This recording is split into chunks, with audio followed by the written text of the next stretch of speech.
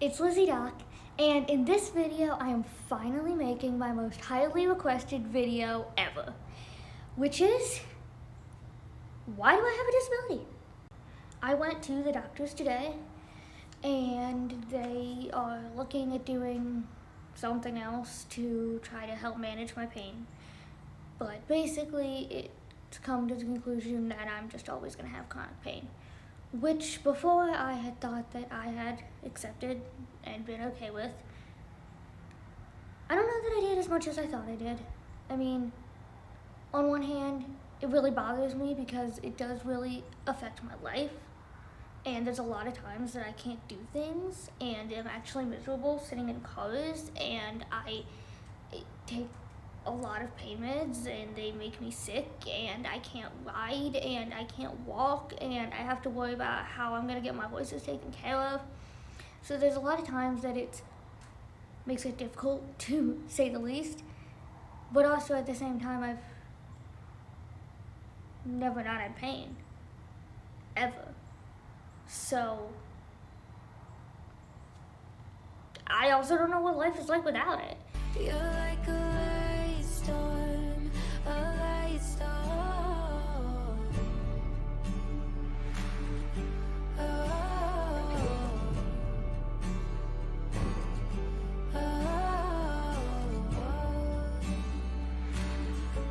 So I have always had medical issues, as I usually call them, since I was a baby.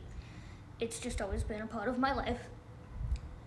And it is not going to be a short story to tell because of that, and I've had like 60-some surgeries. So this is going to be a series. I was born June 22nd of 2002, and I was actually born premature by 28 weeks. When I was born, I really wasn't unhealthy. I mean, I was really small, but I'm really small now, so that shouldn't be that much of a surprise. But other than that, I really wasn't that unhealthy. I was in the NICU, I was premature, but no big issues, not really. My mom, on the other hand, was practically dying after giving birth to me, and very, very sick. They didn't know if she was gonna make it. And at this time, I was still healthy.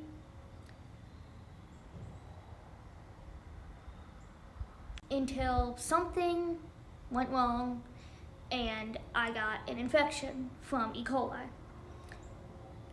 And it was in my umbilical cord, causing it to just like go everywhere basically. And E. coli babies can't get because it's from poop, and we don't go to the bathroom by ourselves yet, so I got it somewhere from somebody. We don't know who, obviously.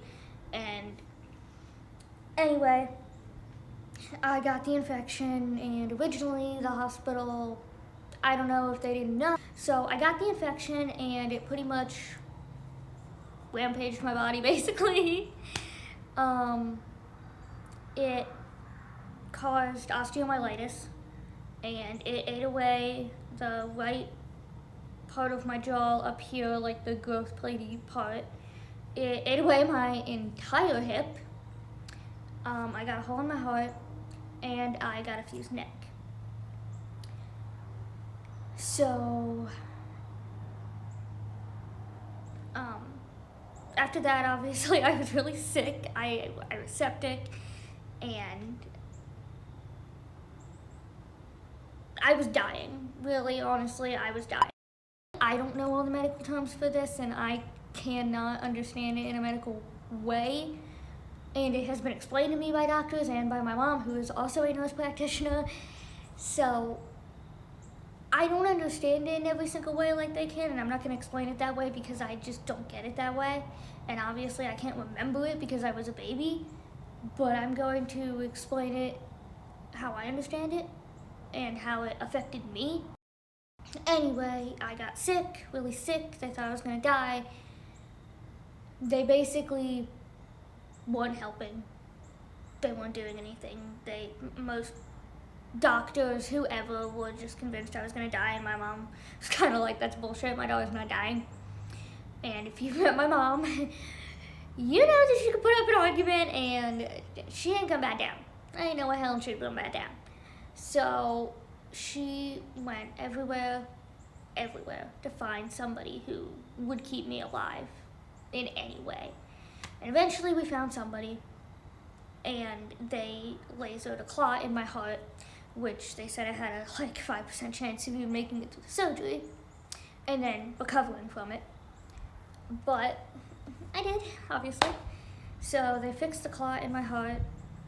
I know I had open heart surgery at 3 months, but I don't know, maybe that was the open heart surgery, I really don't know. Once I was somewhat better, and they weren't, concerned that I was gonna die that second, basically, they started to look at how it affected my body in other ways beyond my heart, because, the heart's kind of very important, and the whole, me having a baby low lung thing is pretty important, because breathing. But after they went past all of those things, they were like, okay, she's gonna live most likely. They started looking at how it affected my body in other ways. That's when they found out that I didn't have a right hip. And there was no socket to the hip, there was no ball, there was no growth plate, there was no nothing. It was just nothing, just nothing. And I guess the doctor then decided that they were just gonna take one bone of this leg, put it in the other bone, and kind of make a socket. They just put it together and sewed it together. And it was just bone on bone, which honestly, my body was kind of impressive in that, because it did make its own hip basically, and it made its own socket out of the bones that it had. It didn't even have the right bones, and it made its own bones. So I kind of, even though bone on bone pain is really painful, it's also kind of impressive, just saying.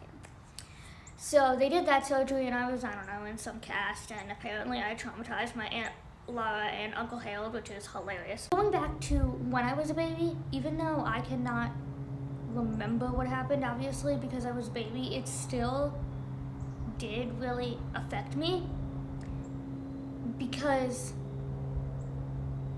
somebody else caused me to nearly die multiple times, has caused me to have to be in chronic pain all the time for my entire life, and the rest of it, has had to have multiple surgeries, has had to relearn how to walk and ride and struggle a lot, all because they didn't wash their hands.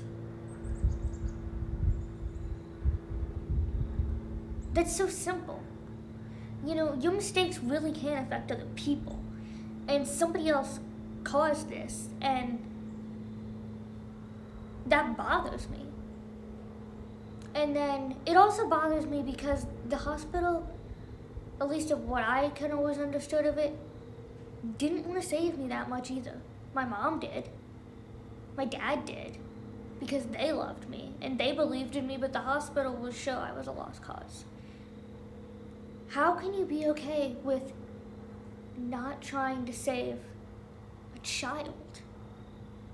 A child.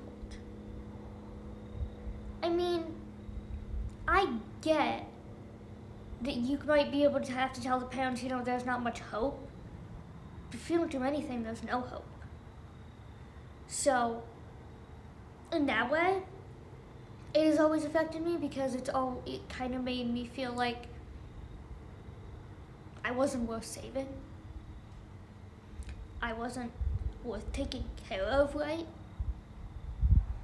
And this person caused all of my issues before I even got a chance to really live any life. And that's okay. I mean, can't change it now, and there ain't no way in hell I'm gonna let it ruin my life. No. But it did affect me in its own way, even though I can't remember it.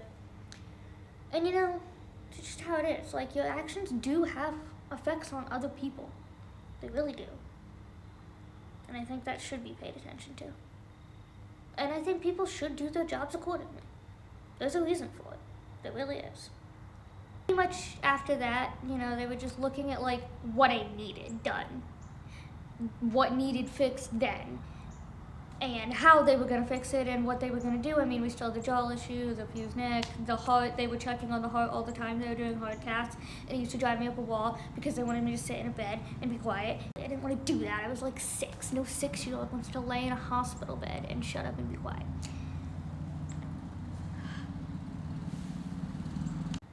I know that was not super in depth and detail, but as I said, I'm not a doctor. I am a cowgirl. I do horses, horse training, not medical stuff.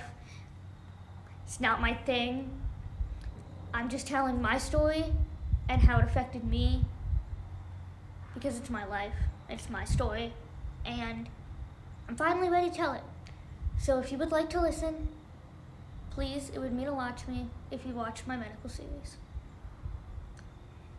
Thanks for watching. Have a great day.